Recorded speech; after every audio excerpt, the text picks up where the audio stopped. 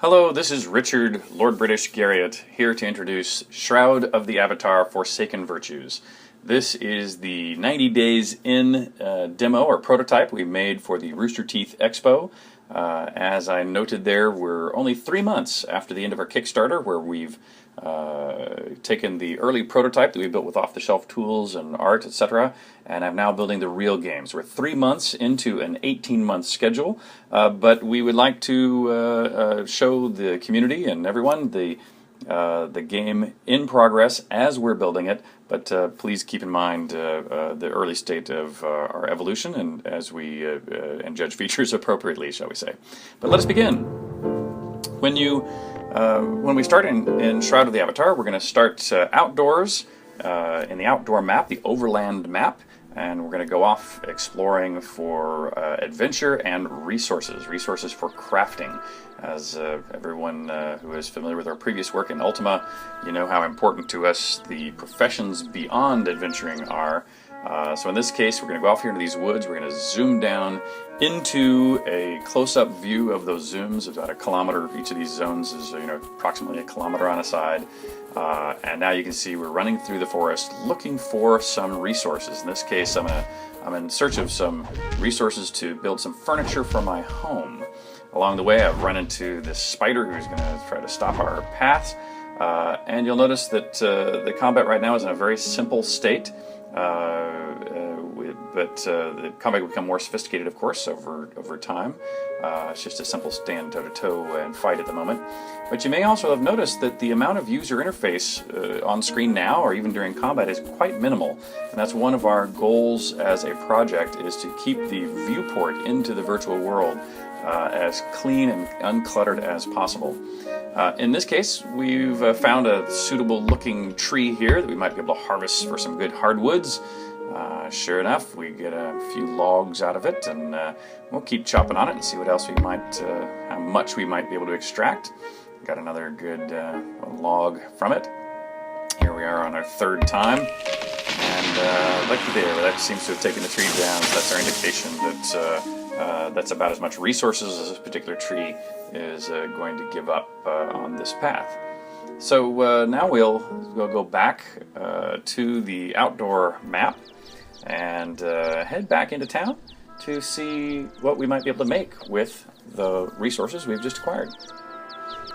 Stepped over to the village, zoomed down into the village. Here we are above a little town called Owl's Head. If we look around, you may have heard a little buzzing sound. What was that? I see. It's a little Tesla tower that is here in this town, offering a bit of protection. So this is actually one of the relatively safe towns compared to some that are further afield. As we go through here, you'll notice the other NPCs are milling about and barking and preparing for conversation. But here in front of our own house, you'll see a couple of crafting stations. This first station is a sawmill.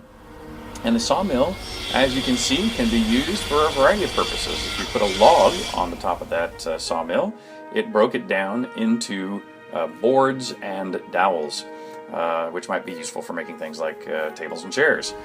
You'll see that also if you put a board on it and use it, it breaks that board down into dowels. And depending on what resources you might need to build things out of, you would set up that crafting table differently. Right next to it, you can see we have the carpenter's table. And on the carpenter's table, it happens to be well known that to make a chair, you could use a couple of boards and a handful of dowels, 2 boards in particular and 4 dowels in particular. And if you use that crafting table, you can see we now have made a chair. Now let's go into our house and see if we might find a place we would like to set the chair. Here in the living room, you'll notice that fire pit we just walked past. That was actually one of the pieces of art made for us by the community, in particular Harry Man, a guy that goes by Harry Man. He submitted a lot of art that we are very happy with and are bringing into the game now. We're here on the second floor. There was, at least considering where we might have put the chair was green in areas it was legal to place and red in areas it was not legal to place. Now we're up here on the roof. We might get a little good view of town and see what some of the other buildings are beginning to look like. See the smoke rising out of the chimneys of my neighbors. And In this case, let's set down the chair and see if this, how we like sitting up here on the roof in our freshly made chair. For those of you who are familiar with Ultima history, you know that in earlier Ultimas I used to work very hard to make people able to sit in chairs, because when creating a highly detailed interactive virtual world, it was always a big deal to me is that all the props you would see were useful in the way that you would expect them to be useful. And while in modern times it's not necessarily that difficult to allow people to sit in chairs, it was a hard-fought process back in those early days. So now that we've done a little bit of adventuring and we've been building some chairs, let's head over to Fire Lotus's Tavern and find ourselves a little bit to drink. And here you can see the bartender is welcoming us as the first patron of his day.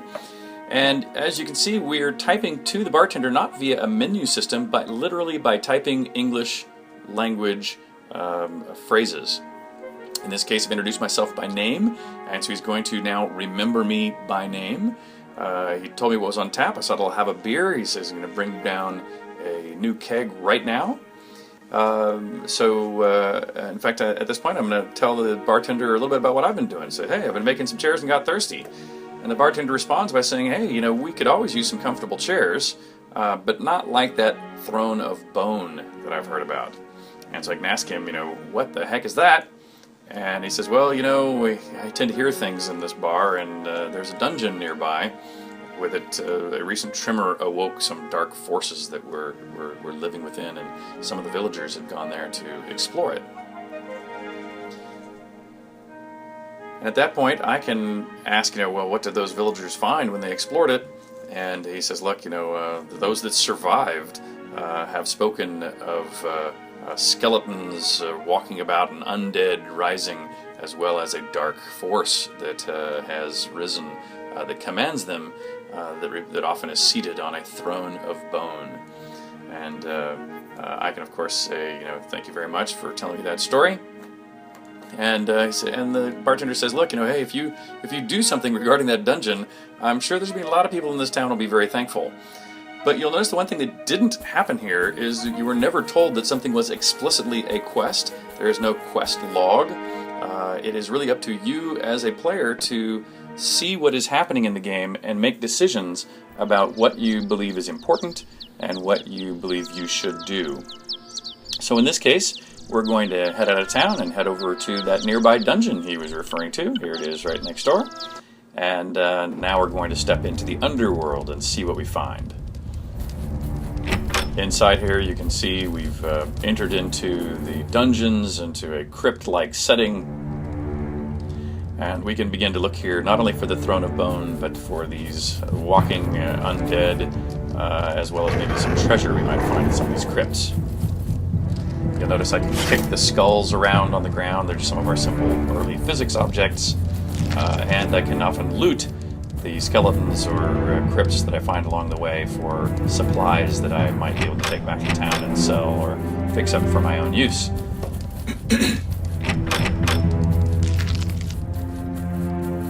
As I explore a little farther, you can see I'm still finding some treasure here and there. But I see in some of these side crypts the walls are being burst out and some of those skeletons are being delayed chase. But today, instead of stopping to fight them, we'll try to see if we can make it through to the deeper recesses of this pit and try to find the malevolent force that is driving this evil and perhaps recover that throne of bone to put in my own home. As I proceed down, in addition to the undead, you'll see there's plenty of spiders and spider webs and bodies laying about. But in addition to monsters to fight, there are often puzzles to figure out as well. And here in this room, across the room was a gate that won't be open, and I can't actually finish until I solve a bit of a puzzle here. But along the way, I continue to find little bits of loot. And this puzzle is a puzzle about torches, where you have to turn all the blue torches to red. Each torch changed itself as well as its neighbors. In this case, I knew the solution, so I try to run through here to get you as far into this experience as possible.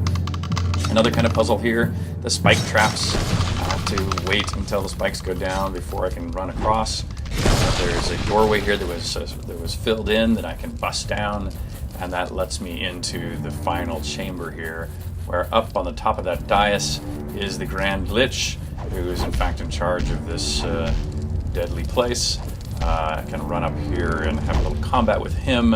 Again, this is still very early combat. Later on, you'll have, of course, much more sound effects, the ability to cast magic, be a much more interesting combat, but here you begin to see is the beginning of the way this would take place.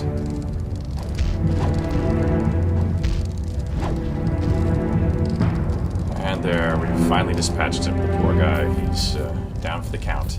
And here, indeed, is the Throne of Bone, the item which I have sought, which I can now sit and take over his domain or return to my home. Thank you very much.